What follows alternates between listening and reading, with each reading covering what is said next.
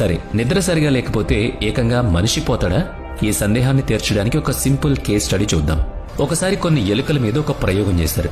వాటిని ఒక బోన్లో బంధించి సుమారు 15 రోజుల పాటు అస్సలు నిద్రపోనివ్వకుండా చేశారు. వాటికి ఎప్పుడు నిద్ర వచ్చినా ఏదో ఒక యాక్టివిటీ చేయించి ఆ నిద్రని చెడగొట్టేవాళ్లు. 15 రోజుల తర్వాత ఏం జరిగిందో తెలుసా? ఆ ఎలుకలన్నీ చనిపోయాయి. అంతేకాకుండా చనిపోయాక వాటి బ్రెయిన్ స్కాన్ చేసి చూస్తే నిద్ర లేకపోవడం వల్ల వాటి మెదడులో రంధ్రాలు పడ్డాయట. అంటే నిద్రలేమి మెదడుని దెబ్బతీస్తుందన్నమాట. మరి ఇది మనిషికి కూడా వర్తిస్తుందా అంటే జవాబు ఖచ్చితంగా జరుగుతుందని. మీకు హ్యూమన్ ఎవల్యూషన్ గురించి తెలిసే ఉంటుంది. పరిణామ క్రమంలో మన శరీరంలో అనవసరమైనవి అన్నీ పోయాయి. ఉదాహరణకు మన పూర్వీకులకు తోక ఉండేది, 4 కాళ్లపై నడిచేవారు. కానీ కాలక్రమేణా అవసరం లేని తోక మాయమైపోయింది. కానీ అన్ని వేల సంవత్సరాలైనా నిద్ర అనే ప్రక్రియ మాత్రం అలాగే ఉంది. దీన్ని బట్టి అర్థం చేసుకోవచ్చు బ్రతకడానికి నిద్ర ఎంత అవసరమో.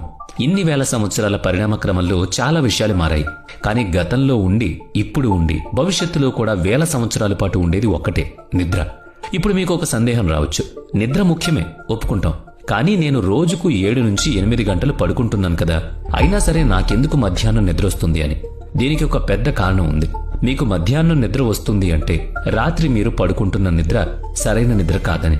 దీని మీద జరిగిన ఒక స్టడీ ప్రకారం 7 నుంచి 8 గంటలకు పడుకునే ప్రతి 5గురిలో కేవలం 2కి మాత్రమే నిద్ర కంప్లీట్ అవుతుందట.